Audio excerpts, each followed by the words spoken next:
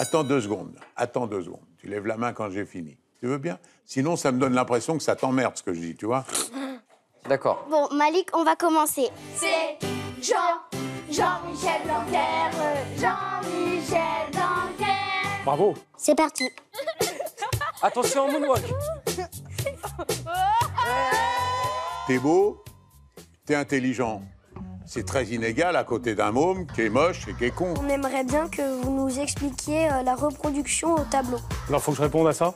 Ah, tu m'as mis dans la panade. Vas-y, Est-ce qu'aujourd'hui, vous pensez encore que les électeurs du FN sont des salauds? je le pense. J'ai connu, moi aussi, le harcèlement dans la cour de récréation. C'est ce qu'il y a de pire que de vivre cela. Si quelqu'un vous fait du mal ou si quelqu'un vous critique, si quelqu'un vous attaque sur les réseaux sociaux, dites-vous que c'est quelqu'un de lâche. C'est Il Couru, UT. Oui, bien sûr, d'accord. Oui, bien sûr, évidemment. Ayez confiance en vous, tentez. Vous raterez de temps en temps, mais tentez. Il n'y a rien de pire qu'une vie où on n'a rien essayé. Et les portes du bus se ferment sur le sac. Et moi, je suis collé au bus comme ça. Vous n'avez pas peur de la mort? Pas du tout. Quand quelqu'un a des cellules méchantes, là, il faut que les bonnes cellules aient la pêche pour les attaquer. T'as peur? Tapis.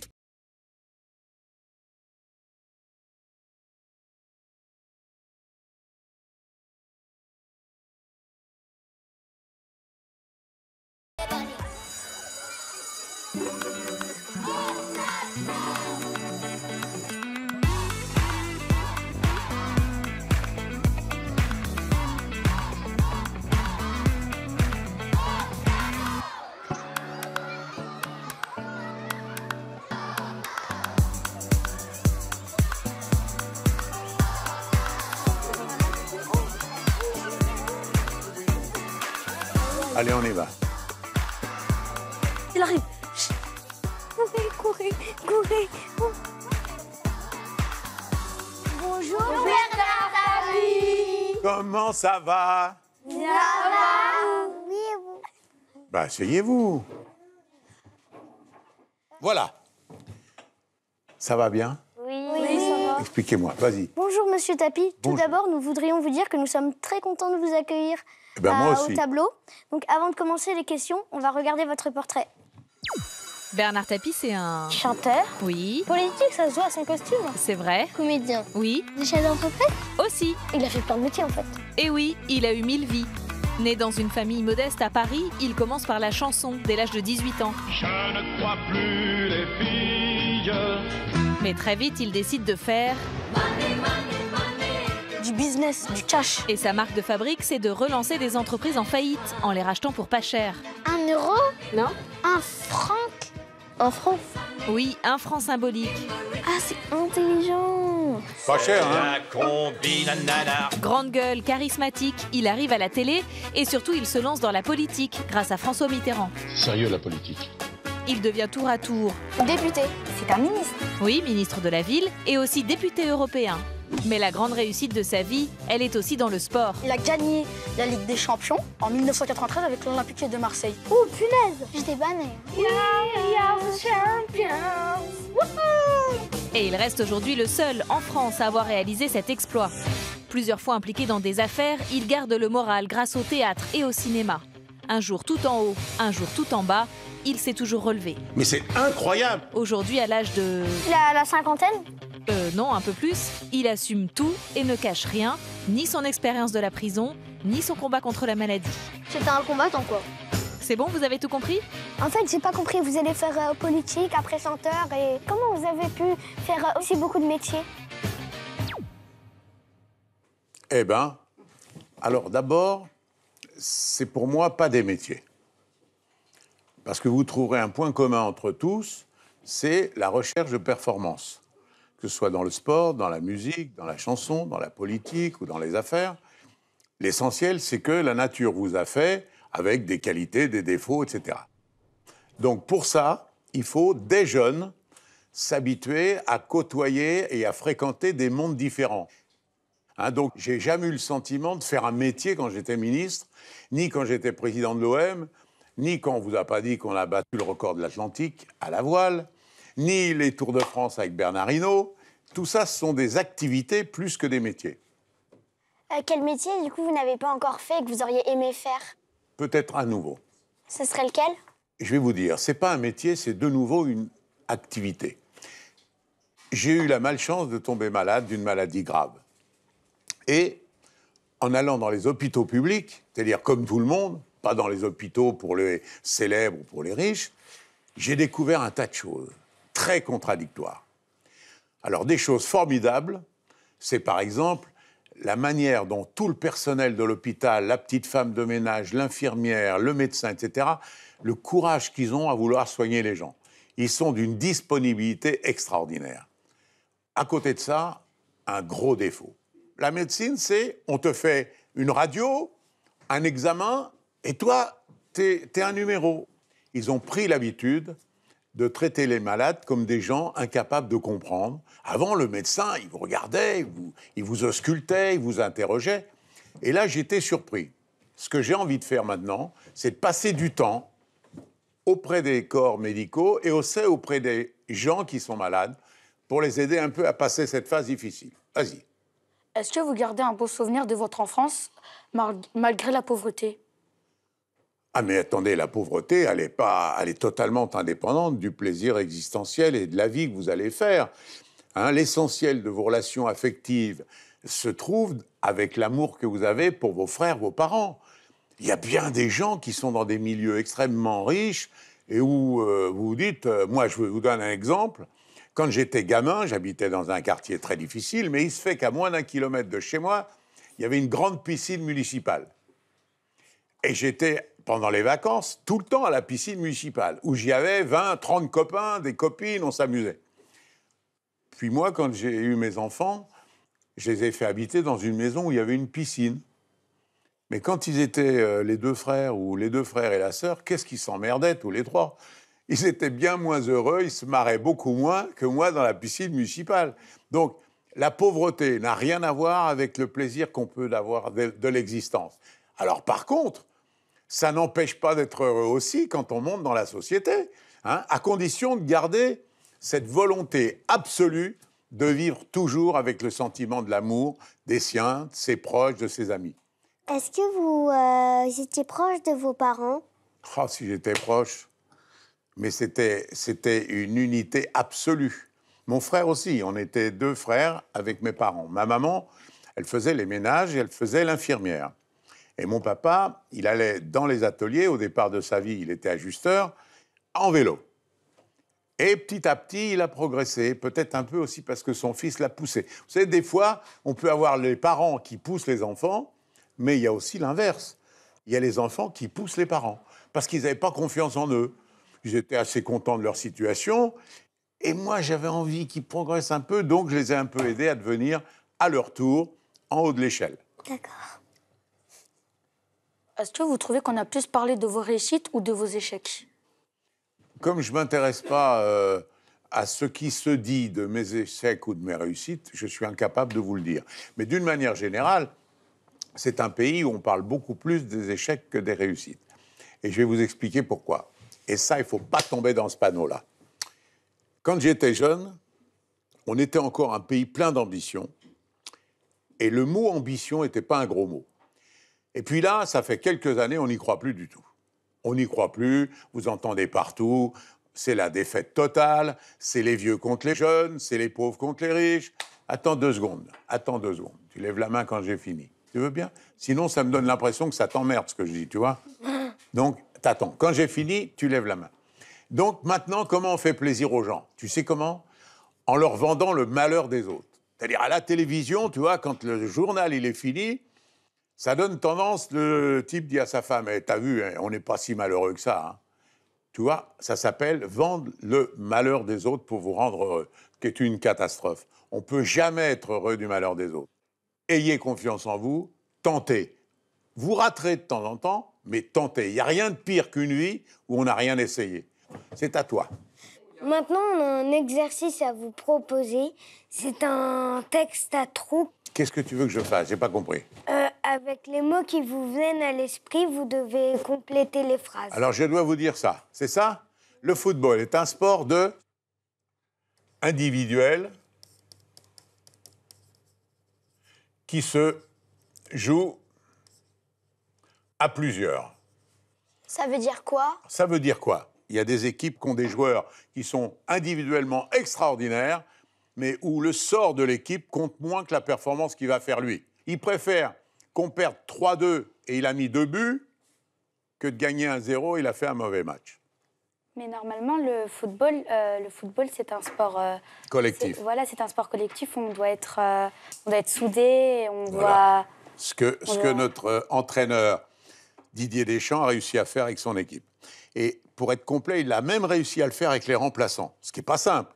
Parce qu'en général, le remplaçant, d'abord, on ne le voit pas, et ensuite, on a l'impression qu'il n'a pas fait partie de l'équipe vainqueur. Et bien lui, il a réussi à motiver tellement les joueurs que même les remplaçants, ils étaient contents de la victoire comme ceux qui ont joué. Alors après, pour faire de la politique, il faut être... J'allais vous dire un truc, mais je ne vais pas le dire. Un gros mot, c'est ça? Il faut être fou. Alors, il faut être généreux.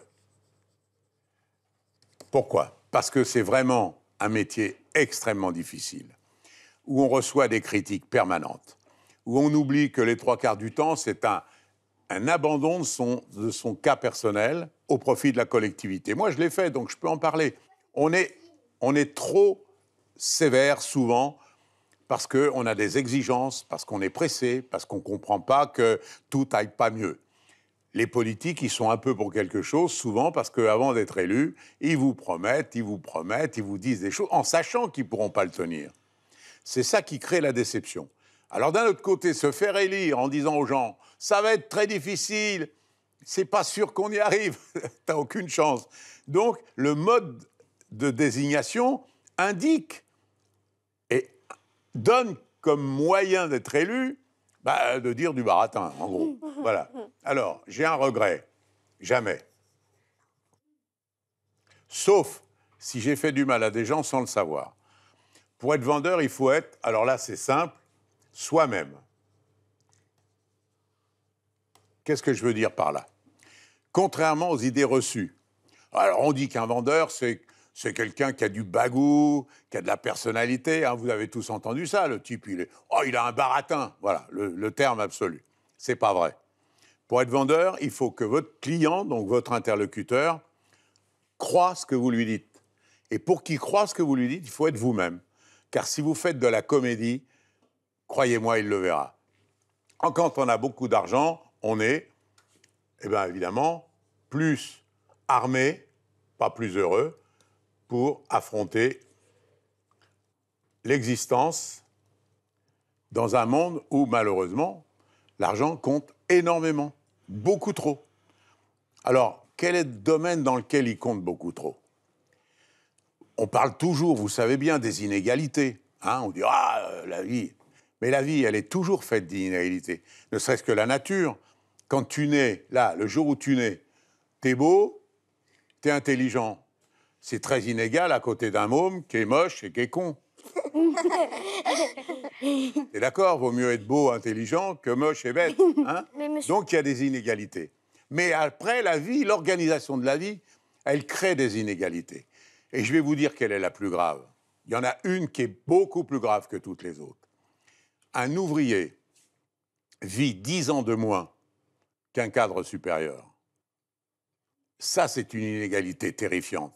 Autrement dit, parce que tu es en bas de l'échelle, que le matin, tu te lèves à 5 heures, que tu prends ton train, que tu bosses sur un travail compliqué, difficile, fatigant, tu as 10 ans d'espérance, ou 8 ans, je crois, d'espérance de vie de moins que celui qui raconte qu'il est débordé, qu'il a des pressions terribles, qu'il a...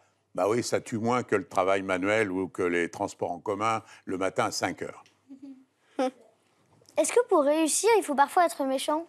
Faut parfois être... Est-ce que pour réussir comme vous, il faut parfois être méchant? Je vois pas les circonstances où ça t'arrange. Trahir ou mentir? Alors mentir, c'est souvent un mal nécessaire. Après, c'est quoi la trahison? Faut espérer que tu sois jamais dans une situation de ce genre dans ta vie. Vous avez déjà été dans une situation Moi, comme j'ai été, oui, plusieurs fois confronté à ça, ouais. Maintenant, on va passer à l'exercice au tableau central. Si vous voulez bien, s'il vous plaît, nous expliquer comment on rachète une entreprise à 1 franc et après le revendre plus cher. Et vous avez 1 minute pour le faire. Si vous voulez bien, bien sûr. Mais j'ai pas envie. Allez, monsieur. Mais pourquoi je vais vous apprendre ça? On aimerait bien savoir.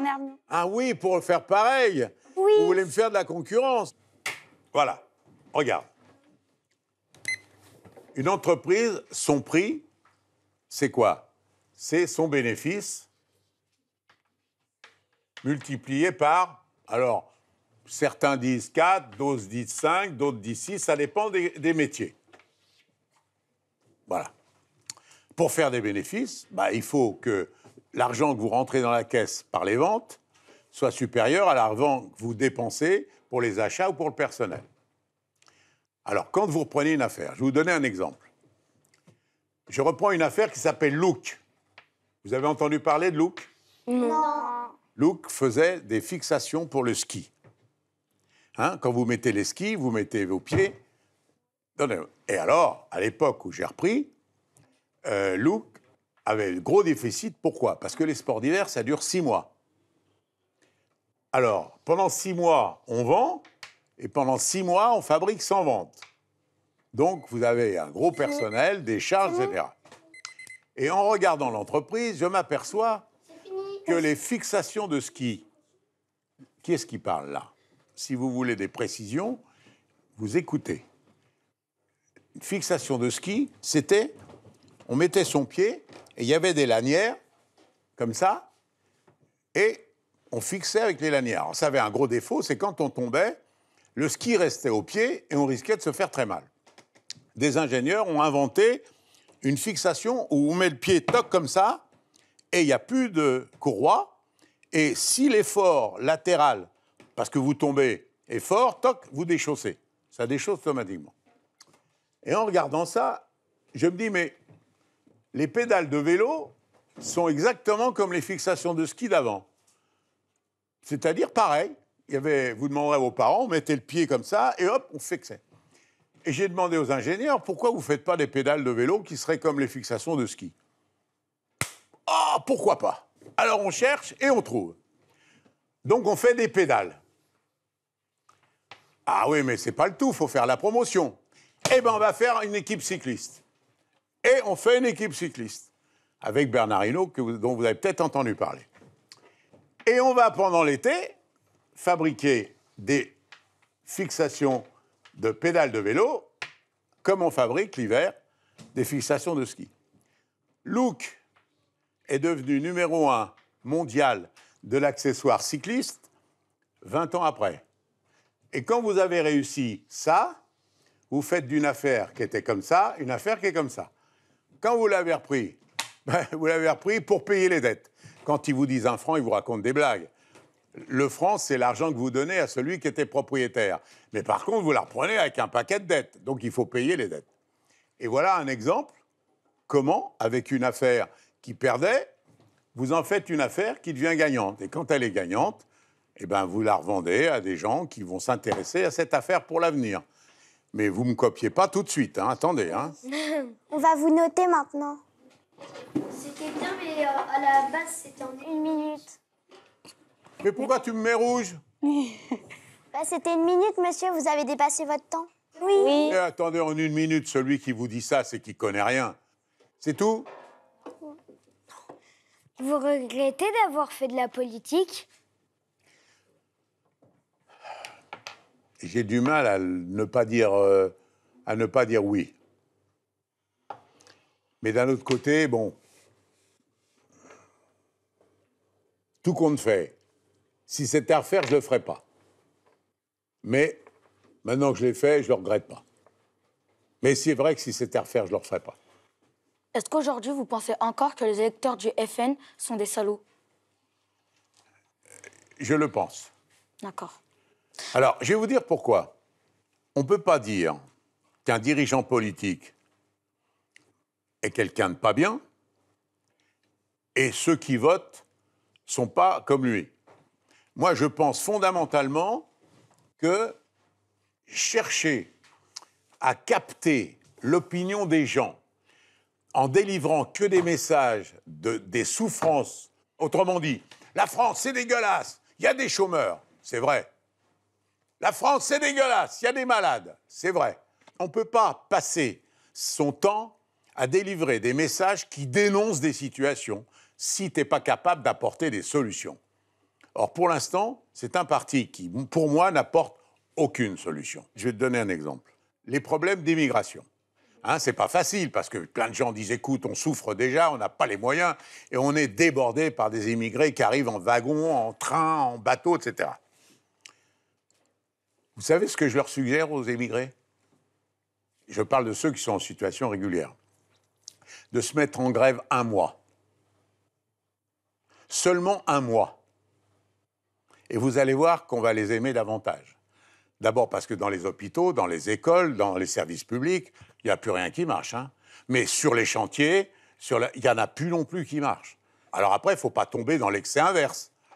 Hein, on peut pas. Il y a un célèbre homme politique qui a dit on ne peut pas accueillir toutes les misères du monde. Ce qui est vrai. Donc, il faut trouver le bon moyen qui permet d'alléger des souffrances de certains sans tomber dans l'excès de dénoncer les gens qui ne sont pas comme vous ou qui ne le sont pas depuis toujours. Voilà. On aimerait faire un exercice avec vous. Donc, je vais vous je vais vous présenter des personnes politiques et vous allez les placer dans copains, pas copains, pour nous dire si ce sont vos amis ou pas. Non, ça, je ne peux pas le faire. Si vous les aimez bien seulement ou pas. Je ne peux pas le faire et je ne veux pas le faire. Non. Quelle est votre plus grande peur? C'est pas la mort. Vous n'avez pas peur de la mort? Ah, pas du tout. D'accord. Moi, j'en avais une frousse bleue quand j'avais votre âge. Quand j'avais votre âge, j'avais peur de la mort. Je disais, mais comment c'est possible? À chaque fois que j'allais voir mes grands-parents qui n'étaient plus là, ils allaient me dire qu'ils sont là. Bon. Et au fur et à mesure qu'on vieillit et qu'on prend conscience que ça peut arriver, d'abord, la nature, elle est bien faite. Parce qu'au fur et à mesure que l'âge avance, bon, elle devient de moins en moins sympa. Hein, vous ne pouvez plus bouffer tout à fait ce que vous voulez. Vous pouvez, bon, bref. Donc, je n'ai pas peur de ça. Non, ce que j'ai peur, c'est comme tout le monde, c'est d'arriver à un seuil de souffrance un jour qui fasse que pour plus souffrir, vous êtes obligé d'abandonner votre libre arbitre, votre capacité de résistance, votre capacité de raisonnement et votre capacité d'amour. Hein, ça, c'est ça qui est terrifiant. J'ai vu à l'hôpital là, des gens qui, en effet secondaire d'un cancer, étaient comme ça, comme des légumes, avec des gens autour, la famille, qui souffraient terriblement. Ça me fait peur. D'accord. En parlant de cancer, comment vous avez réagi quand vous avez su que vous avez un cancer? Est-ce que ça vous a donné envie de baisser les bras pour la première fois? Bah, pas baisser les bras, non, sûrement pas. Et comment vous avez réagi? Alors, comment j'ai réagi? Comme tout le monde, parce qu'il n'y a pas de surhomme, j'ai dit, merde, je fume pas, je bois pas, je fais du sport beaucoup. C'est curieux quand même que j'ai un cancer qui, en général, touche les gens qui picolent ou qui bouffent trop, etc. Et puis là-dessus, j'ai un peu lu et j'ai vu que, vous savez, il y a des slogans populaires. Vous avez entendu dire, il ne faut pas se faire de mauvais sang. Hein? Donc, il y a quand même des explications grâce auxquelles j'ai compris pourquoi j'avais eu un cancer. Alors après, vous m'avez posé comme question si j'ai baissé les bras. Alors là, c'est la mort absolue. Et je vais vous dire pourquoi. Le cancer, c'est un combat, voilà, vous voyez, ici, là, dans votre corps, il y a des petites bébêtes qu'on appelle des cellules cancéreuses et qui vont aller cheminer sur les poumons, sur le foie, sur l'intestin, peu importe. Ils se retrouvent quelque part. Au début, que dans un organe ou dans un autre à côté. Alors on va le combattre.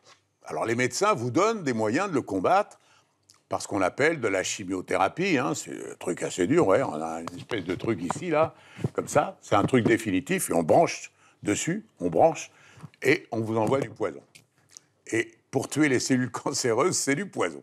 Mais moi, je vais vous dire, le principal ennemi de ces cellules-là, c'est que vos cellules qui sont saines aient l'énergie de les attaquer. L'énergie, pas le moral. Hein.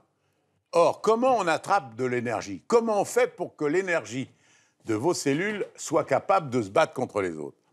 C'est de faire du sport, de vous dépenser physiquement, de monter les escaliers, de faire le marché à pied. Bref, pour ceux qui ne font pas de sport comme moi, en faisant du vélo, de l'athlétisme, etc., il faut carrément monter sur la chaise, je redescends, je remonte sur la chaise, je redescends, peu importe, je bouge.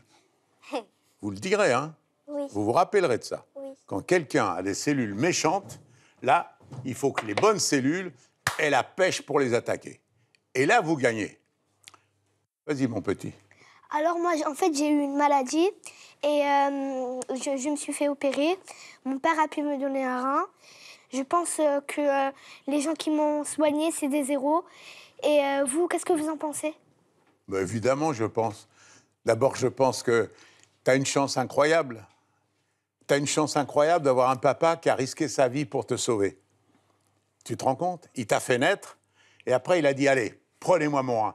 Et tu vois, la façon dont il l'a fait, on lui aurait dit, tu vas peut-être mourir si tu le sauves, il aurait dit oui. Alors, tu as une chance incroyable d'avoir un papa comme ça. Tu t'imagines? Donc, rien que ça, tant que vous avez la chance d'être en vie et en bonne santé, avec autour de vous des parents qui s'occupent de vous, qui vous aiment, etc., soyez heureux. Tous les matins, quand le bon Dieu fait que ça se lève le jour, vous dites, enfin, une belle journée, je vais à l'école, je vais progresser, je vais faire de mon mieux pour que la vie soit sympa à mes parents, etc. Il faut croire en son destin, il faut croire au lendemain. C'est indispensable. Vraiment, il faut vous mettre ça dans la tête. Les moments les moins faciles, il faut se dire, ça va passer. OK? Oui. Vous gardez quel souvenir de la prison? Je ne me rappelle même pas. Tu sais pourquoi?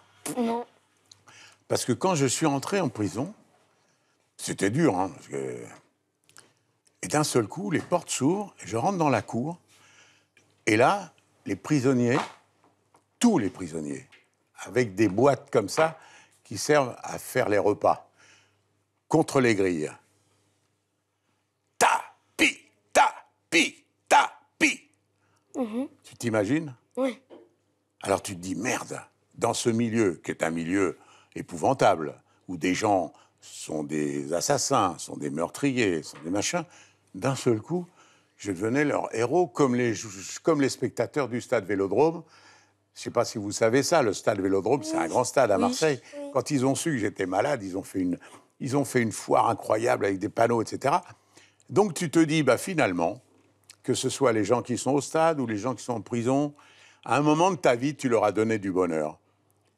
Et tu crois qu'il y a quelque chose de plus fabuleux que ça? Et ben voilà, donc l'histoire que les grands de ce monde m'aient envoyé en prison, ça m'a pas fait un problème. À mes enfants, terriblement. À ma femme aussi. À moi, rien. Allez. Comment vous avez rencontré votre femme? C'est trop secret. J'ai eu tellement de chance que... Bon, je vais vous dire, elle travaillait dans un... Moi, j'étais dans un bâtiment, dans une compagnie. Elle était dans un autre bâtiment, dans la même compagnie. Et mon assistante était malade, et on m'a présenté cette assistante-là, qui était belle. Elle était intelligente. Ah, j'ai dit, c'est trop pour moi, mais j'ai quand même essayé. Voilà. Et vous avez réussi. Et j'ai réussi. Et elle a gardé depuis 44 ans. Voilà. Plus de questions. Encore une. Il paraît que vous voulez remonter sur scène. Si vous remontez sur scène, vous voudriez jouer quel rôle? On est en train de l'écrire. D'écrire?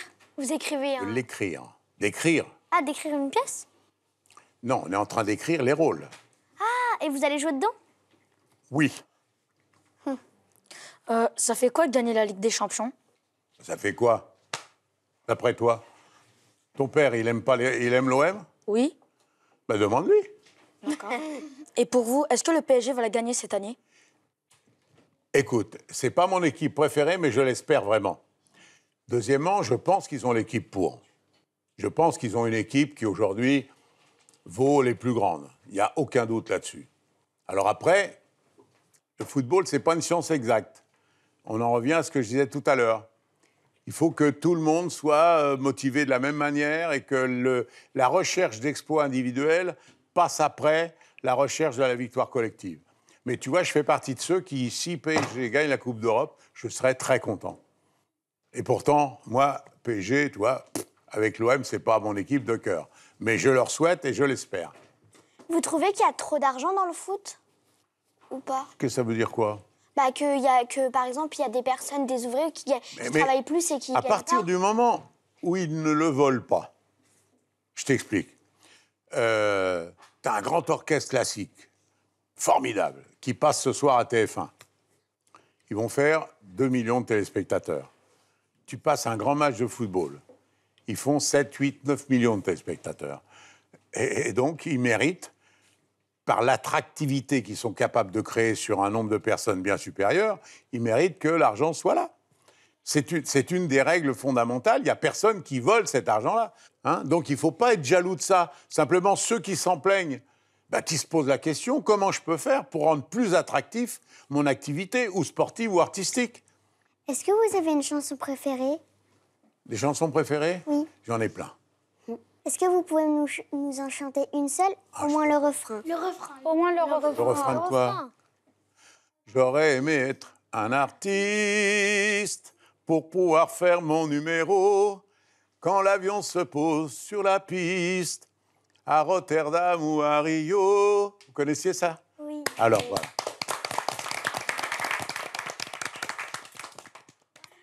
Voilà, on est très contents que vous soyez venus avec nous. Eh ben, moi aussi, je suis très content. Et pour vous remercier, parce que ça nous a fait extrêmement plaisir, on voudrait vous offrir un petit cadeau.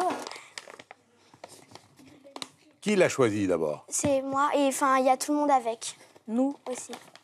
C'est... Vraiment? On vous l'a pas choisi pour vous? Non, non, c'est vraiment nous qui avons décidé. Ça va vous faire penser à quelque chose. Oh, Vous pouvez nous raconter l'histoire avec J'adore. votre renard? j'adore. Comment vous l'avez dressé? Un jour, je trouve une petite bête avec mes parents, on ramassait le muguet. Parce qu'avec mes parents, on allait dans les bois qui étaient autour de la région parisienne. Et on trouve une petite bête qui était comme ça, par terre.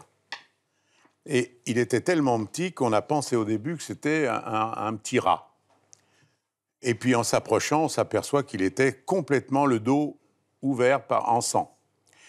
Donc on l'a amené chez le vétérinaire qui nous a dit « Mais c'est un renard ». Un renard? Oui, c'est un renard.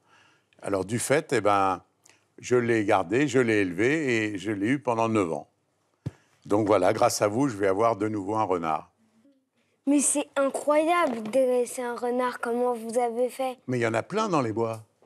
Mais c'est sauvage, Alors, un je vais renard. t'expliquer. Un animal sauvage, il est sauvage tant qu'il est dans la nature. Si à un âge très précoce, tu lui donnes de l'affection, tu le nourris, tu le protèges, je t'ai expliqué, il est plus sauvage du tout. Hein. C'est un animal sauvage qui a été apprivoisé. Voilà. En tout cas, moi et mon renard, on vous embrasse et on vous dit à très bientôt, j'espère. Merci. Merci. Vous avez un objet à nous montrer? Eh bien voilà. J'ai cherché un objet, j'en ai pas. J'ai aucun objet. Je suis pas fétichiste, je collectionne pas, etc. J'allais pas vous amener la Coupe d'Europe non plus. Alors, je me suis dit, qu'est-ce que tu vas essayer de leur montrer? Et j'ai pensé que ce qui était bien, c'était de vous montrer quelque chose en rapport avec ce qui compte le plus pour moi, c'est mes enfants. Il n'y a rien au monde qui est plus important que mes enfants. Et parmi cette affection, j'ai un souvenir incroyable. J'ai eu la chance de jouer au théâtre plusieurs centaines de fois Oscar avec ma fille. Et qui jouait le rôle de ma fille.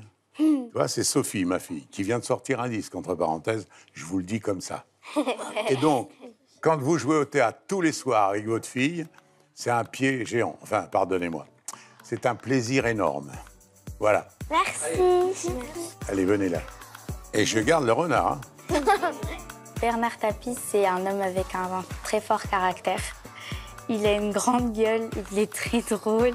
Il raconte bien les histoires. Il nous a pris un peu plus comme des grands et ça m'a plu quand même. Bah oui. Ça va, toi? Ce que j'ai préféré, c'est quand il a dit que le PSG peut gagner la Ligue des Champions. Allez, vite, petit. Voilà. Il n'est pas de notre époque, mais il est, je sais pas, c'est comme un héros. Il a fait tellement de choses. C'est un multitâche. Merci. Hop là. Ah, monsieur.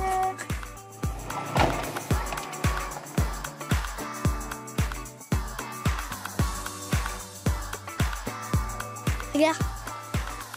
Elle est bien ou pas la photo? Au tableau. Dès qu'il arrive, on se lève. Debout. Debout. Qui a eu cette idée folle un jour de réformer l'école? Qui a eu cette idée folle un jour de réformer l'école? C'est Jean-Michel Blanquer. Jean-Michel Blanquer. Qui a eu cette idée folle un jour de réformer l'école? Qui a eu cette idée folle un jour de réformer l'école? C'est Jean-Michel Blanquer. Jean-Michel Blanquer. Bravo. Bonjour Monsieur Blanquer, on espère que vous avez bien aimé notre accueil en musique. Ah oui. Tout d'abord, pour commencer, on va vous demander de bien vouloir écrire votre devise au tableau si vous en avez une. Oui, je vais l'écrire.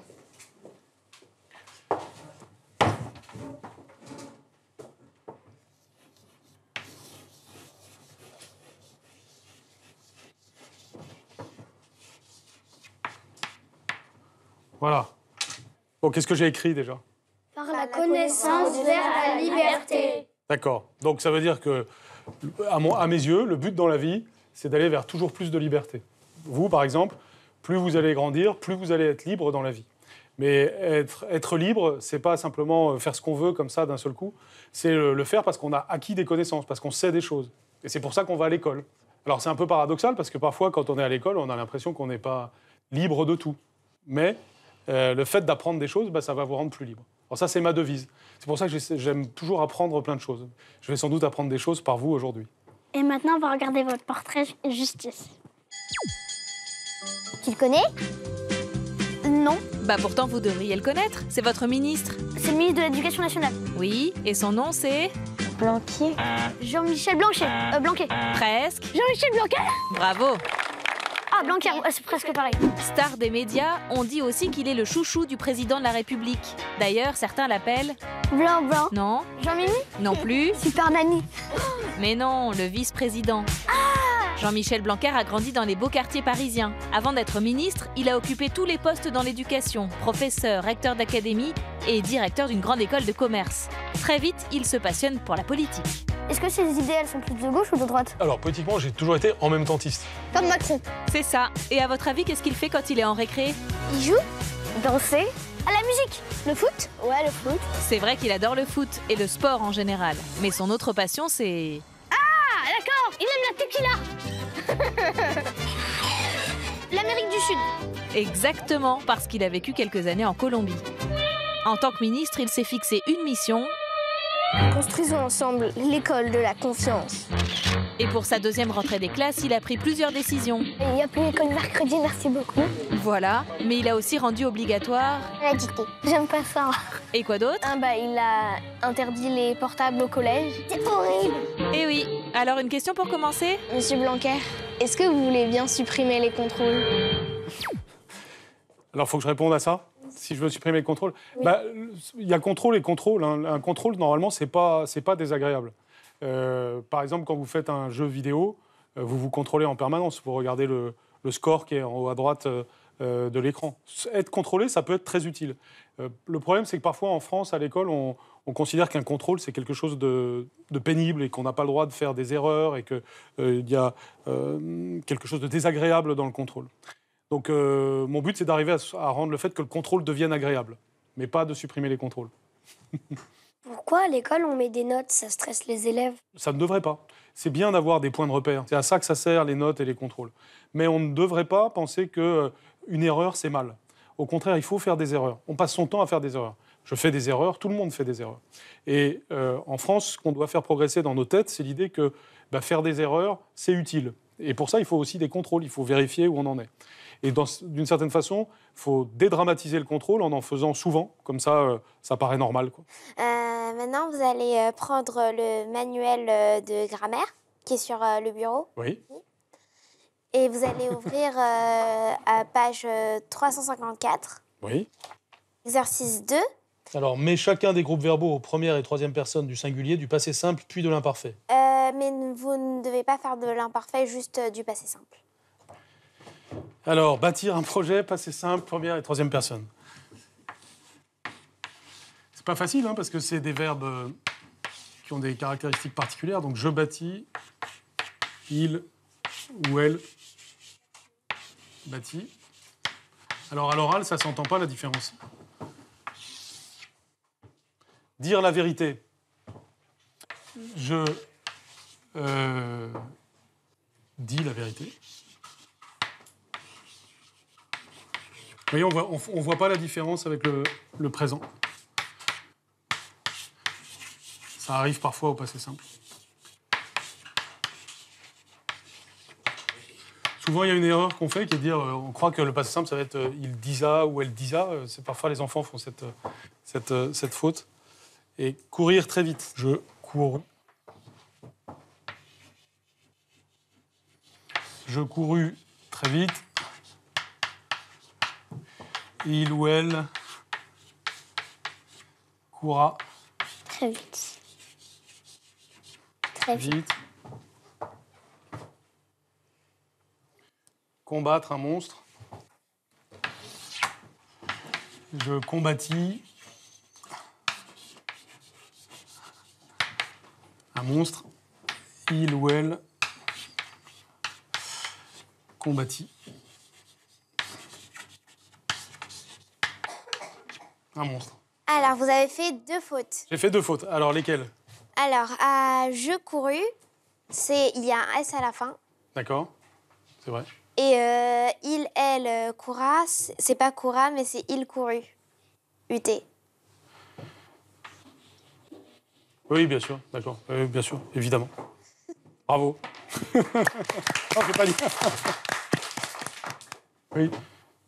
Why are you eliminating teacher jobs when you should be adding some more? I'm not eliminating jobs. I'm creating jobs in the primary school, and I am eliminating some in the secondary school.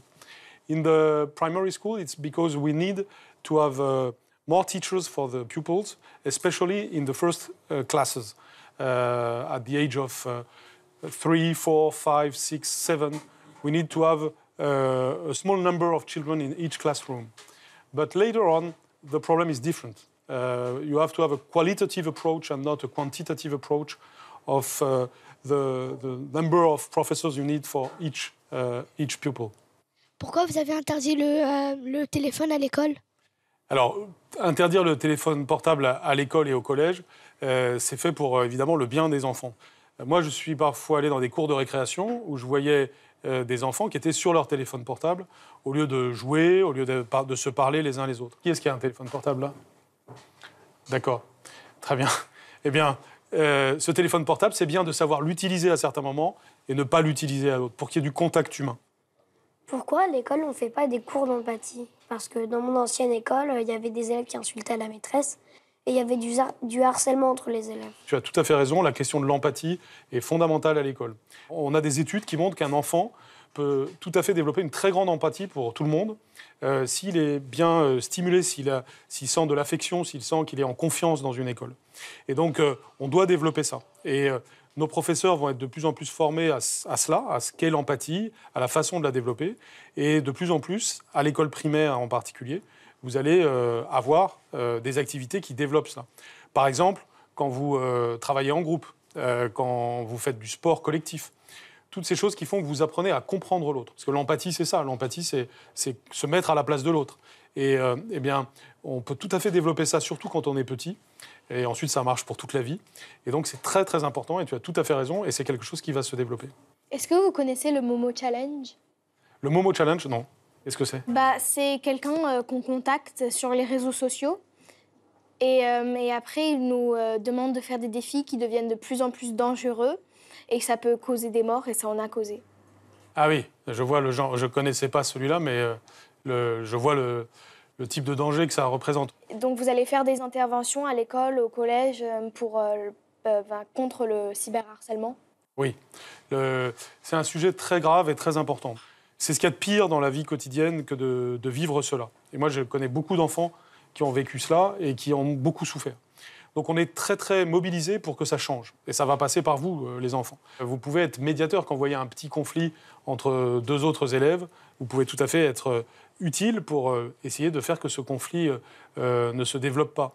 Vous pouvez aussi, quand il y a du cyberharcèlement, le dire aux adultes pour que ça change. Et un des problèmes, c'est quand les enfants ne disent pas ce dont ils souffrent ou ne disent pas un problème qu'ils voient dans la classe.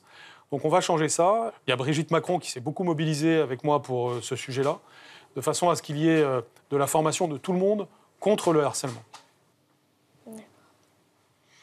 Est-ce qu'un jour on pourra travailler avec des tablettes à la place des cahiers? Moi, je pense qu'il faut, comme pour d'autres choses, de l'équilibre. C'est-à-dire qu'il faut qu'il y ait des moments avec les tablettes et puis il y a des moments avec les cahiers. Il ne faut pas perdre l'habitude d'écrire à la main avec un stylo, parce que c'est très utile. C'est même démontré, tu vois, qu'il y a une relation entre ta main et ton cerveau qui est particulière lorsque tu écris. Donc quand tu écris quelque chose à la main, il se passe quelque chose sur le plan de ta connaissance qui est important et qu'il ne faut pas perdre. Et en même temps, les tablettes permettent des choses formidables. Ça permet aussi d'avoir des livres moins épais, donc d'avoir moins à transporter. Et puis ça permet de faire des choses plus interactives. Donc il faut et l'un et l'autre. Et dans le futur, il y aura évidemment des tablettes dans tous les établissements, parce que ça sera la chose la plus naturelle. Oui. Pourquoi voulez-vous imposer l'école à l'âge de 3 ans? Mais aujourd'hui, tu as environ 97% des enfants qui vont à l'école à l'âge de 3 ans. Le 3% qui n'y va pas, ça fait 25 000 enfants par an. Et 25 000 enfants, c'est quand même beaucoup. Or, ceux-là vont avoir de graves retards ensuite quand ils vont rentrer au cours préparatoire.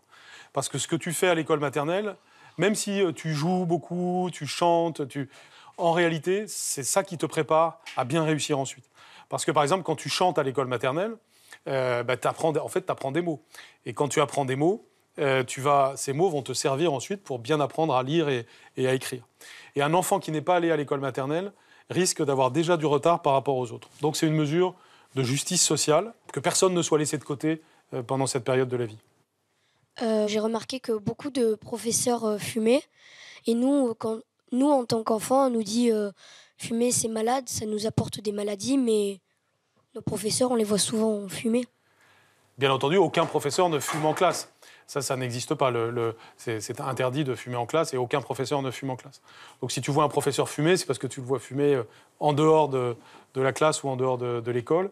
Et évidemment, ce serait souhaitable que ce ne soit pas le cas. Mais en même temps, on ne peut pas interdire à un adulte de fumer dans ses moments libres. Mais en tout cas, ce qui est important, c'est l'exemplarité.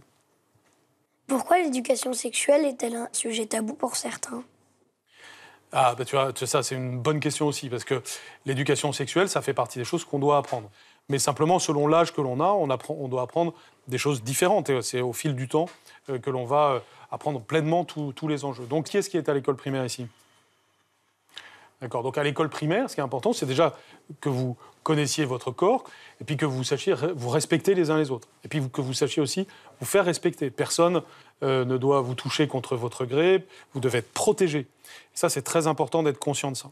Et puis après, quand vous entrez au collège, eh bien, c'est normal que vous appreniez de manière plus précise la reproduction, et aussi au lycée, bien entendu. Et puis après, il y en a qui connaîtront ça très bien, qui deviendront médecins, biologistes, et puis surtout, tous les êtres humains ont besoin de savoir ça, ne serait-ce que pour éviter tout ce qui est abus ou les dérives en la matière. Alors, justement, maintenant, on aimerait bien que vous nous expliquiez la reproduction au tableau, en 1 minute. Vous êtes prêts ? C'est parti. C'est parti. Alors, la reproduction, c'est d'abord l'idée que chez les animaux et chez les êtres humains aussi, il y a évidemment le principe masculin et le principe féminin. Donc, on le symbolise comme ça c'est l'homme, ça c'est la femme, ça c'est le bouclier de Vénus, c'est le bouclier de Mars, et ça c'est le miroir de Vénus. Et c'est leur union qui va produire un enfant, un bébé, ça peut être un être humain ou un animal.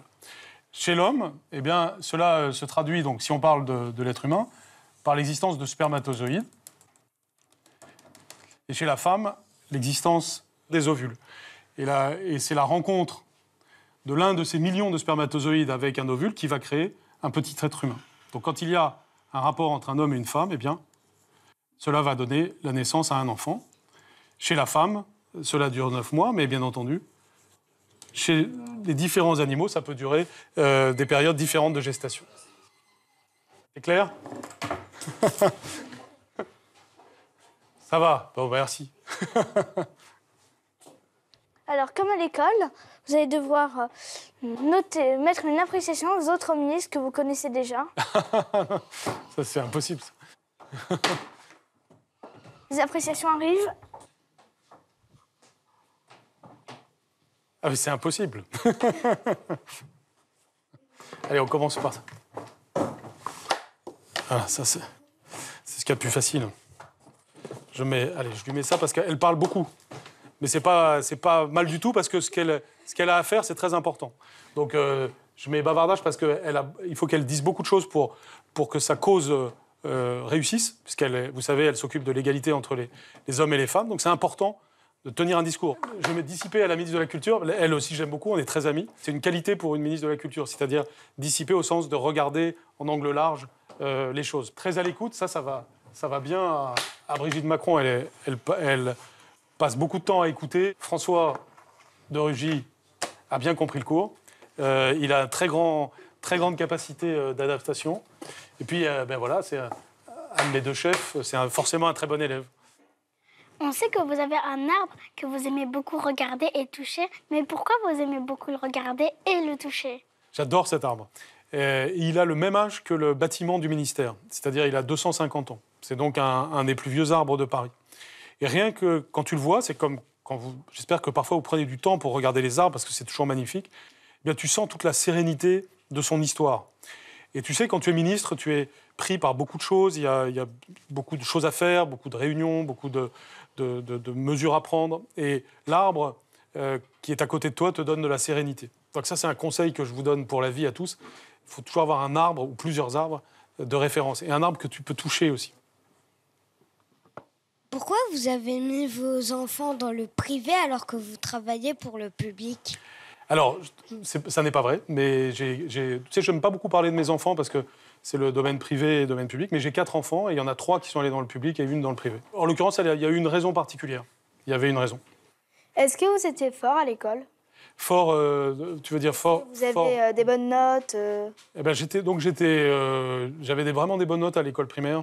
Et puis après, j'avais des notes correctes, mais j'étais pas forcément le premier de la classe. Tu vois. Puis il y avait des matières que j'aimais beaucoup, puis d'autres que j'aimais moins. Et vous avez aimé ça à l'école ou c'était Alors oui, j'ai aimé l'école. J'ai eu des moments vraiment de grand bonheur à l'école. Tu vois, notamment quand j'étais en CE1, CE2, j'étais dans une petite école. C'est là que j'ai appris à jouer au football. Enfin, que j'ai joué au football à chaque récréation. Donc ça a été pour moi des grands moments de bonheur. Et j'étais ami avec toute la classe. On était tous amis les uns avec les autres. C'était une très très bonne ambiance. Mais après, j'ai connu moi aussi le harcèlement dans la cour de récréation, le fait de se battre, des choses comme ça. Donc j'ai connu des choses agréables et des choses désagréables. Ça n'a pas toujours été merveilleux. C'était quoi votre plus grosse bêtise à l'école? Ah, là j'ai l'embarras du choix. La plus grosse pour vous, la plus... La plus grosse... Je ne sais pas si c'est la plus grosse, mais quand j'étais en CM2, j'ai fait une bande dessinée pour me moquer d'un camarade. Et toute la bande dessinée, ça devait faire, mettons, 20 pages. C'était que des petites histoires où je me moquais de lui. Et donc ça lui faisait de la peine, évidemment, mais moi, c'était pour rire. Et donc la maîtresse a pris ça. Et donc j'ai été puni assez sévèrement. Et elle m'a obligé après à travailler sur une histoire beaucoup plus gentille. Et quand on veut faire des choses drôles, c'est pas forcément bien de se moquer. Surtout qu'en plus, c'était un très bon ami, donc c'était pas fait méchamment. Mais parfois, rire peut être à double tranchant. C'est quoi votre pire note? J'ai déjà eu 0, même plusieurs fois. Et puis, à mon époque, ça arrivait assez souvent quand il y avait quelque chose que tu ne faisais pas bien. Avez-vous fait déjà une bataille de purée à la cantine? Non, j'ai jamais fait de bataille de purée à la cantine. Et pourtant, j'ai été à la cantine presque toute ma vie. Alors, qui dit école dit... Interro-surprise! Sapristi. Quel était le plat préféré de Louis XIV? Alors, c'est plus facile pour Henri IV que pour Louis XIV. Hein. Tout le monde sait pour Henri IV. C'est la poule au pot. Pour Louis XIV, non, je vais dire au hasard, le bœuf bourguignon. Les petits pois. Les petits pois, d'accord, je ne savais pas. Quelle est la langue la plus parlée au monde? Le chinois? Oui. Dans une expression sans parenthèse, oui. Qu'est-ce qui est prioritaire? La multiplication, la division, la soustraction ou l'addition? La multiplication? Oui, et? La division. C'est bien. Quel est le meilleur buteur de la Coupe du Monde? Je pense que c'est Mbappé. Non, Harry Kane. D'accord, ok. Quelle est la ville qui est située entre deux continents? La ville située entre deux... Istanbul?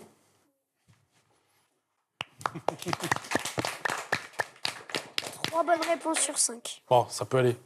Oui? Est-ce que vous avez déjà triché? Je ne crois pas. Je m'en souviens pas, en tout cas. Si vous n'étiez pas président de l'Éducation nationale, que ferez-vous comme métier? Professeur. Parce que mon vrai métier, c'est professeur. J'ai toujours aimé deux choses, finalement, écrire et enseigner. J'aime beaucoup être au contact des enfants, des adolescents, des jeunes. C'est vrai qu'Emmanuel Macron s'est marié avec sa prof et vous avec votre élève? Alors, là encore, c'est une question de vie privée. Ma femme a été mon élève, mais ça ne s'est pas passé quand elle était mon étudiante, non? Alors maintenant, on va vous faire mixer comme un DJ, parce qu'on sait que vous aviez été DJ quand vous étiez jeune. Donc voici Ça, je ne sais pas comment vous savez ça. la table de mix. Et à vous.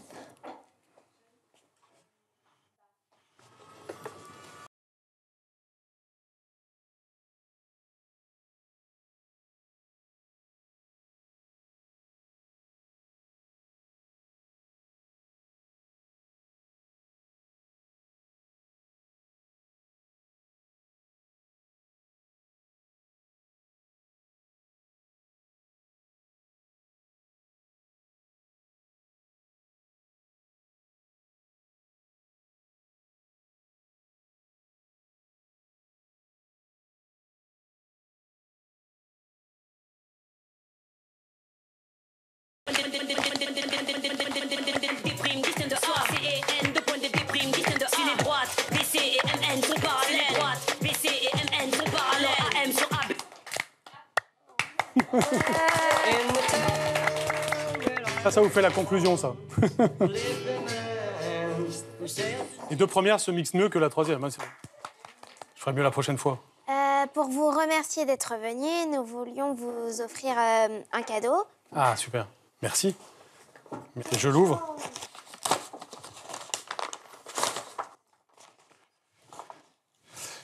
Alors, ah oui, je comprends pourquoi j'ai ce cadeau. Donc c'est un cadeau de styliste. C'est pour s'habituer à faire des robes. Oui, parce que on a su qu'au bac, vous avez fait option couture. Oui, tout à fait.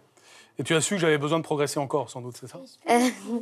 Est-ce que vous pourriez nous coudre quelque chose? Je pense que je suis resté toujours aussi médiocre en couture. J'avais pris l'option couture au bac parce que je pensais qu'en étant un garçon, il y aurait une sorte d'indulgence pour moi. Et quand je suis arrivé dans une très très grande salle où il n'y avait que des filles et moi. Ce qu'on nous a demandé de faire, c'était de coudre une petite robe de plage. Et donc j'ai rendu quelque chose qui était vraiment qui était beaucoup moins bien que ce que toutes les autres avaient fait. Donc je peux coudre, mais à chaque fois je couds mal en fait. Je suis pas doué pour ça. Je trouve ça formidable l'activité de couture et c'est pour les garçons comme pour les filles, mais je suis pas très bon. En fait, je vous ai apporté deux objets. D'abord, vous connaissez ça? Qui est-ce qui? Oui. C'est une statue d'Amérique latine? Oui. Et c'est pas celle dans Tintin? Si. C'est le nez cassé. Voilà, c'est ça, l'oreille cassée. Qui est-ce qui lit Tintin ici? D'accord. Et qui a lu l'oreille cassée? D'accord. Donc c'est la reproduction du fétiche qu'il y a dans Tintin, le fétiche Arumbaya. Et c'est une tribu imaginée par Hergé. Et moi, j'aimais beaucoup les aventures de Tintin en général et l'oreille cassée en particulier, parce que et ça me faisait rêver d'Amérique latine et d'Amérique du Sud. J'ai toujours été attiré par cette région. Et du coup, je vous ai apporté un deuxième objet qui est lié à ça, parce que ça, c'est par contre lié à la vie que j'ai eue ensuite. C'est-à-dire, j'étais recteur de Guyane. Et beaucoup d'écoles en Guyane, elles sont en Amazonie. Elles sont le long de 2 fleuves. Quand on m'a nommé recteur, on m'a dit « Tu seras le seul recteur de France à avoir une pirogue de fonction ». Alors ça m'a plu. Et un jour, quelqu'un m'a offert la reproduction de ma pirogue. Alors c'est la pirogue que j'avais quand j'étais en Guyane. Donc c'est un objet que j'aime beaucoup. Maintenant, si vous êtes d'accord, on va aller jouer avec vous dans la cour. Vous voulez pas jouer au foot? Oui. Ah oui. Alors on y va. Ouais, il est trop bien. J'espère qu'il va changer des choses qui font qu'on aimera plus l'école. Faut se tromper dans la vie. Bon, ça va l'aider à progresser, l'émission au tableau. C'est bien de se tromper, surtout dans notre pays où l'erreur a toujours un statut qui est trop négatif. Eh, on se donne 1 minute pour s'organiser. Hein. T'es milieu avec moi. Les catchs, c'est entre les deux plots là. Il est droit, il est strict et on l'aime bien. Allez, tape. Maman, Sous son air sérieux, il peut être drôle. Vas-y. Bravo. Trop forte les filles. C'est bien. Bravo, c'est un plaisir. Merci à vous, vous êtes super.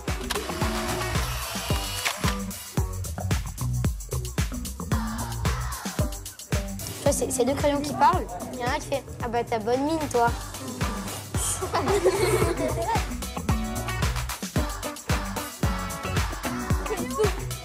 Quelle est la boisson préférée des Mexicains? Je sais pas. Le café. Olé! Elle est belle cette classe. Manque juste des élèves, mais... Ah, mais ils sont là. Salut les enfants! Comment ça va? Ça va? Ouais. Alors, qu'est-ce que vous faites? Une bataille de blagues. Vous en avez là des blagues? Ouais. Allez-y alors. Ah, vous faites une bataille, d'accord. Quelle est la mamie qui fait peur aux bandits? Ma mitraillette. Allez. On fait quoi? On doit se retenir de rire? Ouais. Ok. C'est bien, mais Ah, moi j'y vais. C'est 2 pommes de terre qui traversent la route. Il y en a une qui se fait écraser. Il dit L'autre, oh purée! Tu m'as cassé la blague! Tu m'as cassé ma blague! Bon, on a fini les blagues, les amis, on rentre, on va travailler au boulot. C'est bien. Mais vous en avez préparé. Malik, on va commencer. On est D'accord. super content de vous recevoir au tableau. Gentil. Ça nous fait très plaisir. À tout moment dans l'émission, je peux appuyer sur mon buzzer, ça va lancer de la musique et vous devrez danser. Comme là, par exemple. Attention, moonwalk.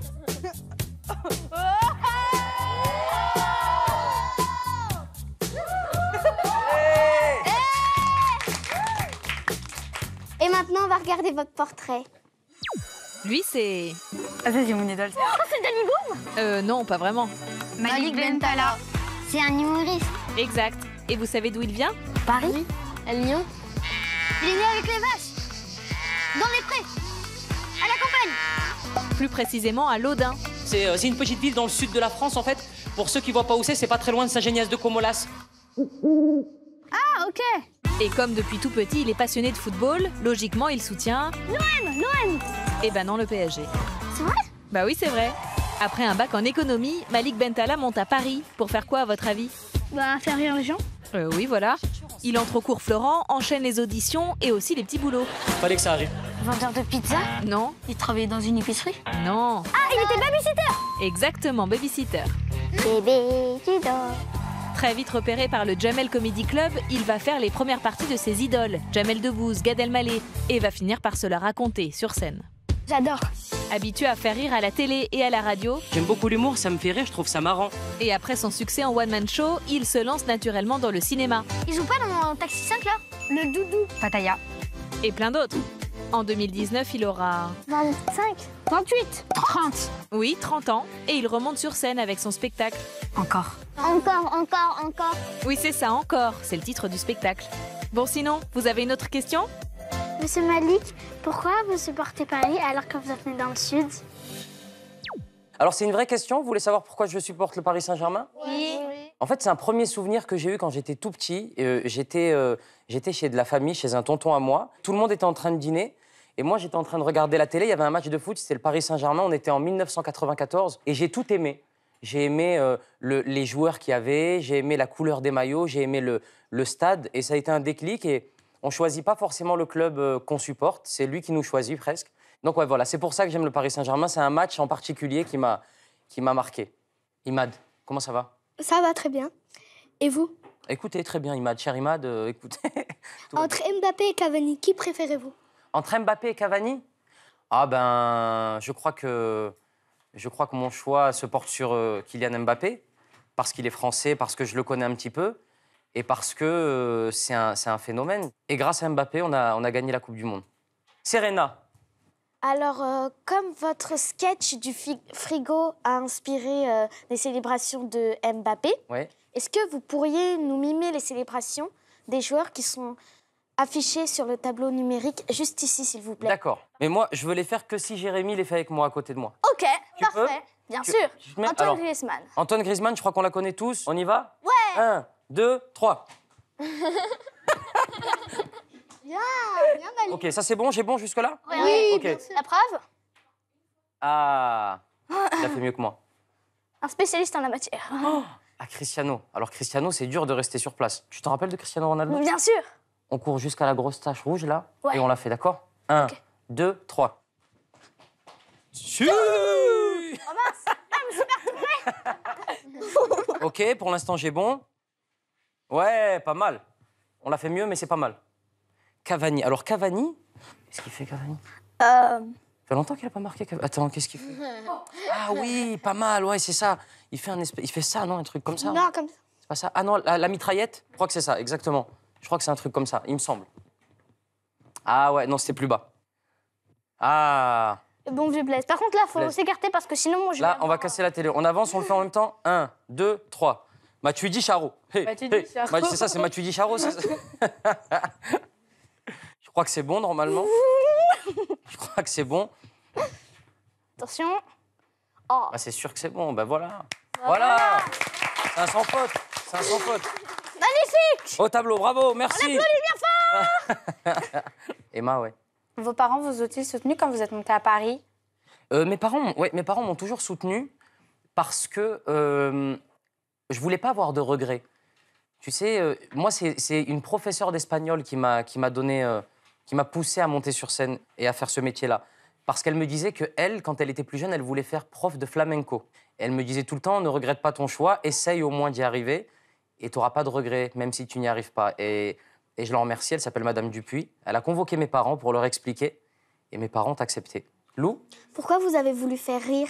Quand j'étais petit, à votre âge, à l'école, eh ben, on s'intéressait à moi parce que je faisais des blagues. Alors, il y en a qui font de la musique, d'autres qui sont forts au sport. Moi, je faisais des blagues et c'est à ce moment-là qu'on s'intéressait à moi. Donc, c'était surtout pour me faire remarquer au départ. Imad? Si vous n'étiez pas humoriste, que ferez-vous comme métier? Alors, si je n'étais pas humoriste, j'aurais essayé d'être footballeur. Mais comme tu le vois, je pense que mon corps aurait dit non. Non. Mais je voulais faire un métier où l'on voyage. Donc là, j'ai eu la chance de faire humoriste. Et c'est vrai que quand tu es humoriste, tu peux voyager. Lucien? Quel film vous avez préféré tourner? Franchement, je dirais qu'il y en a 2 ex aequo. Il y a Taxi 5. Ah, il est tellement... Moi, je l'ai vu. il est C'est trop- vrai? Ouais. Ça t'a plu? Ouais. Ah, c'est génial. Parce que Taxi 5, on était tous excités de voir la voiture, en vrai. Et je me rappelle, quand la voiture est arrivée sur le plateau de tournage, tout le monde a pris des selfies avec la voiture, comme si c'était une actrice, tu sais. Et on était très contents. Donc, le fait de rentrer dans cette voiture, moi, ça a été génial pour moi. J'ai adoré. Et je dirais, j'ai aimé aussi tourner le doudou. Ah oui. Le doudou, ça a été super parce que j'ai rencontré un acteur incroyable qui s'appelle Kad Merad. Franchement, moi, ça a été un vrai bonheur. Emma? Avec qui aimeriez-vous jouer dans un film? En France ou dans le monde entier? Dans le monde entier. Dans le monde entier? Oui. Il y en a peut-être là, il y en a 2 qui me viennent instinctivement. Je dirais, c'est un rêve, hein. Je dirais Leonardo DiCaprio et Denzel Washington. Vous trouvez pas qu'il me ressemble un peu? Si, bah, tu sais quoi? C'est vrai. C'est vrai que tu as un air de... Attends, viens, on va faire un essai. Viens, je vais te montrer un truc. Je vais juste vérifier quelque chose, Jack. Regarde, mets-toi là sur l'estrade. Et est-ce que tu as vu Titanic? Ouais. Est-ce que tu as vu la scène du bateau quand il écarte les bras? Ah oui, comme ça. Regarde, je me mets comme ça. Comme ça. Et je me retourne vers toi et je te dis, Jack, je vole, d'accord? T'es prêt? Oui. 1, 2, 3. Jack, je vole. Il faut que tu me fasses un bisou, il faut que tu me fasses un bisou. Ouais! C'est bon. C'est bon, le casting est bon. Bien joué, Jack. Lucien? Est-ce que vous pourriez tenir un rôle sérieux, genre un méchant dans un film? Ah, j'aimerais bien. Dans Mais j'ai quel trop peur. En fait, vous savez ce qui me fait peur? C'est j'ai peur de jouer un rôle sérieux et que lorsque j'apparaisse à l'écran, tout le monde rigole. Et regarde, admettons que tu regardes le film, t'es au cinéma avec tes pop-corn et tu me vois arriver comme ça.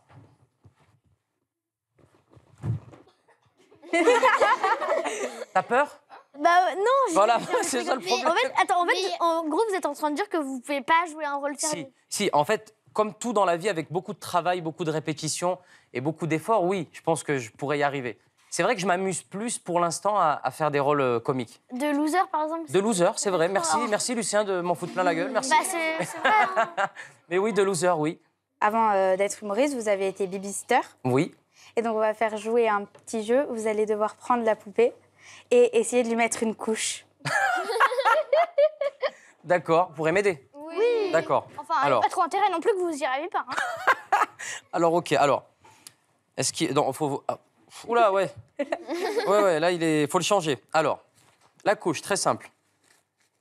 Ça fait longtemps. Il faut la prendre dans le bon sens. Pour commencer, déjà... Emma, j'ai changé des couches, je sais ce que je fais. Regarde, hop, on prend l'enfant, sans le brutaliser. Toujours l'enfant, il faut que le sang soit irrigué, donc on le tient à 12h30. Il peut y avoir des accidents, l'enfant peut se retrouver la tête dans le caca. Évitons ça, il faut lui maintenir la tête comme ceci. Hop, ah non mais il faut lui enlever son petit body. Bon, c'est pas grave, on va dire que... Vous devez danser. Ah mais il y a le buzzer, c'est... Vous devez danser. Attends. C'est une petite démarche, quoi, tu vois. C'est une petite démarche. Faut taper dans les mains, faut mettre... La toupie. Yes, merci. Donc, la couche, on y revient. Hop, regarde. Tac, tac. On ouvre. On referme. Pas mal, non? Voilà. En plus, j'en ai une sur moi de couche. Bref. Merci, Jérémy. De rien. Oh. Donc, c'est un beau bébé, ça, hein? Oui. Ayoub. Comment ça va, Ayoub? Bien. Tu vas bien? Oui. T'es au fond de la classe? Oui. Tu travailles bien à l'école ou pas? Parce que généralement, quand on est au fond de la classe, Ayoub... Moi, j'étais au fond de la classe. Hein. C'est quoi ton plat préféré? Mon plat préféré, comme mon physique te l'indique, c'est le couscous. Vous aimez bien le couscous? Oui. Eh ben, j'en ai ramené. Non, c'est pas vrai. Imad? Si en fait c'est un défi, si vous pouvez, mais j'ai pas dit maintenant, mais est-ce que vous pourrez le faire? Si vous serez capable de faire comme Gad Elmaleh, faire rire les gens en Amérique ou en Angleterre. Waouh, ça c'est fort. Hein. Arriver à faire rire les gens dans une autre langue que sa langue maternelle, c'est très compliqué. Hein. Vous parlez anglais? Oui. Yes. Hugo, dis-moi, Hugo, pose-moi une question en anglais, on va voir si je suis bon. Can you tell us a joke, please? Ah ouais, mais t'as un accent et tout, carrément. Ah ouais, t'es anglais? Can you tell us a joke, please? Yes, of course. Ah, tu m'as mis dans la panade. Okay, what is John's et qui attend? Is Jonathan. Is Jonathan. Donc, Imad, je pense que tu as la réponse à ta question. Malheureusement, je vais rester en Charente-Maritime. J'ai encore une question. Que pensez-vous des critiques? Vous le pensez mal? Au début, quand j'ai démarré ce métier, je regardais beaucoup les critiques. À chaque fois, j'allais voir, je voulais voir ce qui se passait, ce qu'on pensait de moi, est-ce qu'on m'aimait. Mais au final, je pense que tu dois prendre en considération les critiques des gens qui t'entourent et qui t'aiment vraiment. Parce que ce soit ta famille ou tes amis, quand ils te critiquent, c'est jamais méchant, c'est constructif. Donc, ça te fait avancer. Mais aujourd'hui, les gens peuvent être méchants. Et même ça, moi, je vous le dis, je sais que tout le monde est sur Internet, il faut en parler avec vos parents ou avec vos frères et sœurs ou avec vos amis. Si quelqu'un vous fait du mal ou si quelqu'un vous critique, si quelqu'un vous attaque sur les réseaux sociaux, dites-vous que c'est quelqu'un de lâche. Et c'est pas vous qui êtes mal dans votre peau, c'est lui qui est mal dans sa peau. Donc, il faut pas que ça vous atteigne. Et moi, vraiment, je me sens beaucoup mieux aujourd'hui parce que je fais pas attention à ce qui se dit sur Internet. Amira? Pourquoi il y a la plupart des humoristes d'origine maghrébine, ils aiment beaucoup se rire de leur façon de vivre? Bah, c'est pas rire de leur façon de vivre, c'est ce que l'on est. Quand je monte sur scène, j'ai besoin de parler de choses qui me touchent. Donc je vais parler forcément de mes parents, de ce que je vis à l'école, des émissions de télé que je regarde. C'est pour ça que je dis, il y a des vannes qui se ressemblent, oui, parce qu'on vient des mêmes endroits, parce qu'on a grandi dans les mêmes milieux, parce qu'on a les mêmes origines. Et moi, je ne me moque pas, je ris de ce qui me... Enfin, j'exagère le trait, c'est ça l'humour. On prend une situation et on en fait un sketch. Emma? Est-ce que vous allez aller à la Mecque? Est-ce que je vais aller à la Mecque? Je me le souhaite, j'espère. J'espère, je m'appelle Malik Bentala, c'est pas nouveau si je dis que je crois en Dieu. je suis musulman et c'est un endroit que, pour tous les musulmans du monde entier, c'est un endroit de pèlerinage qui est magique et qui est extraordinaire, comme peuvent l'être les autres endroits de pèlerinage pour les chrétiens, les catholiques, les bouddhistes. Et c'est vrai que la Mecque, c'est sublime. C'est sublime. J'ai eu la chance d'avoir mes grands-parents qui y sont allés et j'espère que mes parents iront aussi. Et c'est vrai que quand on revient d'un endroit comme ça, il y a un côté spirituel un petit peu qui ne s'explique pas, qui nous échappe. Et quand on voit les personnes revenir de ces endroits-là, tout de suite, on les sent plus sereines, plus elles sont apaisées. Donc, c'est des endroits qui font du bien, où on peut revenir changer, dans le bon sens du terme. Diego ? Moi, je viens du Sud. Qu'est-ce qui vous manque de là-bas? Ah, bah, je pense que si je te fais... Tu connais ce bruit des vacances? Ouais. C'est magnifique, hein? Les grillons. Et ouais, les cigales, le soleil. Moi, je dirais le soleil. Un peu plus de soleil à Paris, ça serait bien. Lou? Vous pourriez nous donner le pourcentage de chance dans votre réussite? À 100%. 100% parce que je vais vous raconter une anecdote. La manière dont j'ai fait les premières parties de Gad Elmaleh, par exemple. Je me promenais par hasard à Montmartre et je tombe sur Gad. Et je vais le voir, je lui dis, je suis fan de toi depuis que je suis tout petit, je fais des sketchs de toi. Quand j'étais en CM1, CM2, je faisais des sketchs. Et il rigole et il me dit, t'habites ici à Montmartre? Et je lui réponds non, mais ça fait classe de se promener à Montmartre. Ça fait comédien. Et là, il se marre et il me dit, tu fais quoi demain? Je dis, bah, demain, je fais rien, j'ai rien de prévu.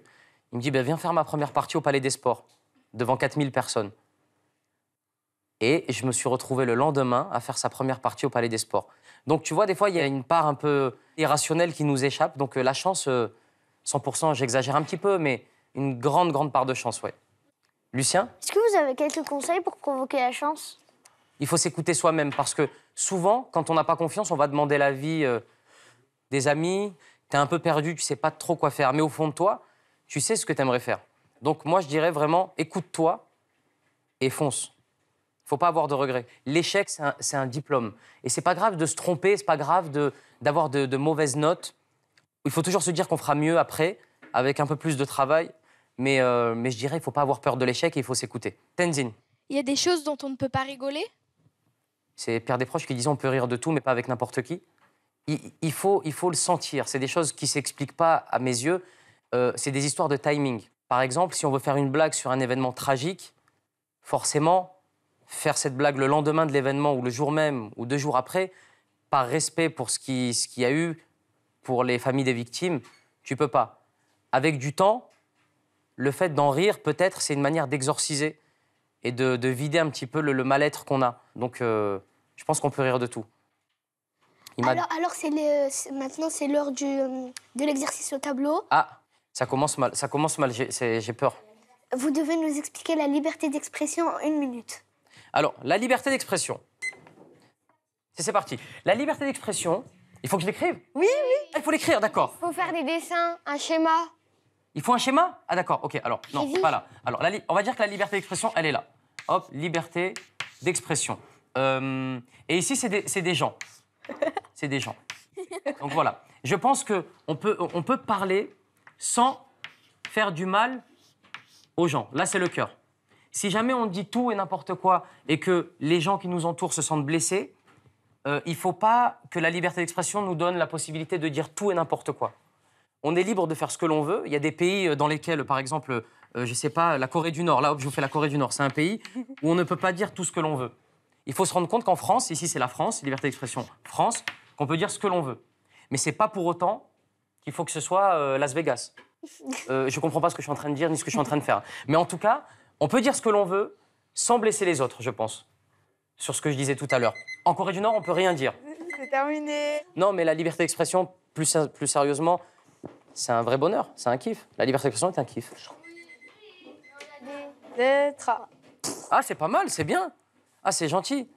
Il y a quand même des gens sincères. Serena, Lucien et Ayoub sont sincères. Est-ce que vous voulez des enfants? Est-ce que je veux des enfants? Oui, bien sûr. Ça serait super. Ça peut servir. Non, mais c'est vrai, j'aimerais beaucoup avoir des petits-enfants, qu'on puisse... tu vois, j'en voudrais 11. Comme ça, pour faire un match de foot. Vous avez une copine? Non, je n'ai pas de copine. D'ailleurs, je n'ai pas de copine. C'est vrai que j'ai pas pensé à ça. J'en ai eu, mais là, pour l'instant, je suis libre. Imad? Quelle est votre pire honte? Ma pire honte... ma pire honte... Je me rappelle de ma rentrée en 6e. C'est la première fois. Vous devez danser. Une valse? Bah alors, Emma, viens. C'est une... Non, c'est...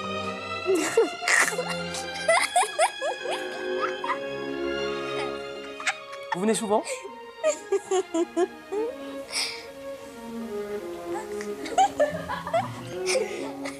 Attention, il va falloir retourner s'asseoir. Vas-y. Ah non, mais elle est... Merci, au revoir. Mais c'est... Attends, même moi, j'ai la tête qui tourne. Alors, la pire honte, c'était ça, je pense, la danse. Mais quand j'étais en 6e, j'ai pris le bus pour la première fois pour aller à l'école. Et j'avais un sac, tu sais, en bandoulière, comme ça. Ah oui, Pan oui, comme ça. Et donc, je vais pour descendre du bus. Mon corps sort du bus. Le sac reste à l'intérieur. Et les portes du bus se ferment sur le sac. Ça veut dire que le bus redémarre. Il me voit pas bloqué. Et moi, je suis collé au bus comme ça. Et j'avance comme ça avec le bus, avec tous les élèves qui étaient donc dans le bus, à travers la vitre, qui faisaient « Ah, il est bloqué !» Ça a été une de mes pires hontes. Hugo? Est-ce qu'on se moquait de vous à l'école? Oui, bien sûr. Bien sûr, mais on se moquait... voilà, on se moquait. J'avais une tête un peu bizarre, un corps bizarre. Il y avait un truc qui allait pas, quoi. Mais c'est pas très grave. Il faut arriver à le prendre avec du recul. Et si quelqu'un se moque de vous, il faut se moquer de lui. Avec une bonne blague. Vous avez sorti des très belles blagues tout à l'heure. Il faut les garder. Emma, non, pardon, Carla, tiens. Vous aimiez l'école quand vous étiez petit? Non. J'avais peur des notes, j'avais peur des évaluations, j'avais peur d'avoir une mauvaise note. J'étais angoissé. Vous êtes aussi, vous avez peur des évaluations? Non. Oui. Il y a encore des interros surprises? Oui. Ah ouais? Surprise! Aïe, aïe, aïe. Combien de temps a duré la guerre de 100 ans? 100 ans? Non, c'est 116 ans. Oui. Ah ouais. Qui sont Romulus et Rémus? Romulus et Rémus, ce sont les fils, ce sont des Romains Mais qui ont ce été sont élevés. qui? Ce sont deux frères. Ils ont fait quoi? Ils ont été une louve. Voilà, comme tu C'était peux- les fondateurs de Rome. Exactement, c'est les Romains. Qui a écrit Harry Potter? J.K. Rowling. Oh, avec l'accent. Imad? Quelle est la superficie totale de Paris? Je l'ai mesuré hier soir en plus. Attends, tac. Si tu pars de Bastille, t'arrives à République, je dirais dans les 200 mètres carrés. Non. 105. 105? 105 km. Ah, kilomètres, tu m'as dit 105 mètres. J'ai dit, on est petit quand même. De quelle galaxie fait partie notre système solaire? La galaxie d'Orion. Non. De l'Orient, Non. en Bretagne. Non, la galaxie Space Place. Ça, je faisais ça quand le prof, j'avais pas la réponse. Tu sais, quand le prof te pose une question, par exemple, il te dit 8 x 7, tu sais pas trop quoi répondre, tu fais 57. Il faut dire un truc où il comprend pas trop la fin. Donc moi, je dirais que c'est la galaxie de... C'est la galaxie de Plasma.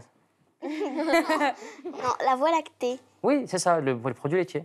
La Voie lactée, exactement. Vous avez eu 2 sur 5. 2 sur 5? Oui. Alors, il Oui. n'y a pas une question subsidiaire? Elena? Est-ce que vous, quand vous étiez petit, vous faisiez comme si vous étiez malade, enfin faire croire à vos parents que vous étiez malade? Oui, je l'ai déjà fait, mais ma mère ne marchait pas. C'est-à-dire que quand je lui disais que je suis malade, elle me disait « Oui, c'est ça, moi aussi je suis malade, allez, à l'école ». Et bizarrement, je tombais malade le jour des contrôles de maths. Donc, j'étais pas malin. Il aurait fallu que je tombe malade la veille pour préparer le terrain. Moi, je tombais malade, si on avait un contrôle de maths à 14 h, j'allais à l'infirmerie à 13 h 20. Il y a plusieurs techniques aussi pour tomber malade. Tousser fort toute la nuit. Ou alors, faites couler votre nez. Il faut qu'il y ait des éléments qui permettent d'appuyer. Ah ouais, c'est vrai, on peut faire ça.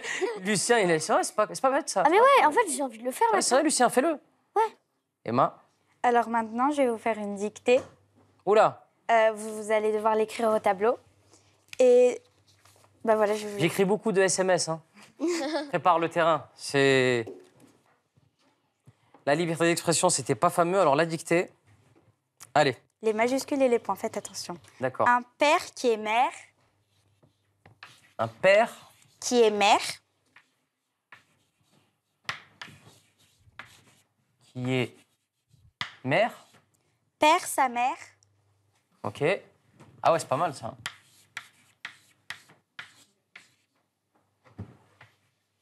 D'accord. Et part à la mer.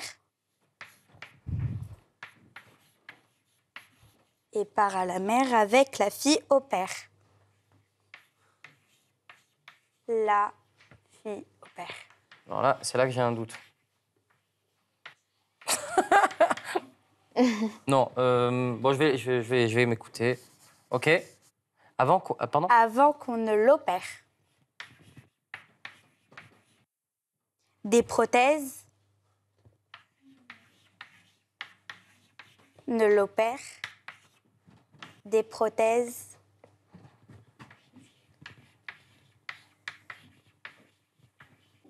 ma mère.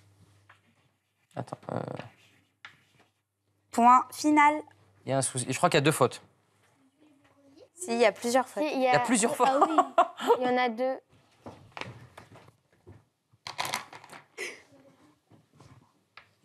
C'est pas vraiment une faute. Eh oui, il n'y a qu'un M. Non, il y a 3 M. Il y a 3 M. C'est A. Ah, aïe. Ah là là là là là là. Ouais, ouais. C'est bien. Ouais. Ma mère. C'est vrai. C'est pas grave, on vous en veut pas. Ça fait combien sur 20 ça? Vous avez eu 17 sur 20. 17, Ouais, d'accord. 17. Merci Lucien. Lou? Encore? J'en peux plus, Lou. Attends. Hey, hey, hey. Hey.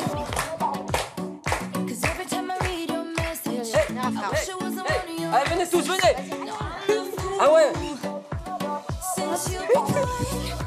Ça maintenant, ça. Qui le fait, qui le... On repart comme ça. Allez, tout le monde danse. Venez, venez, venez, on fait un rond. Venez, on saute à 3. 1, 2...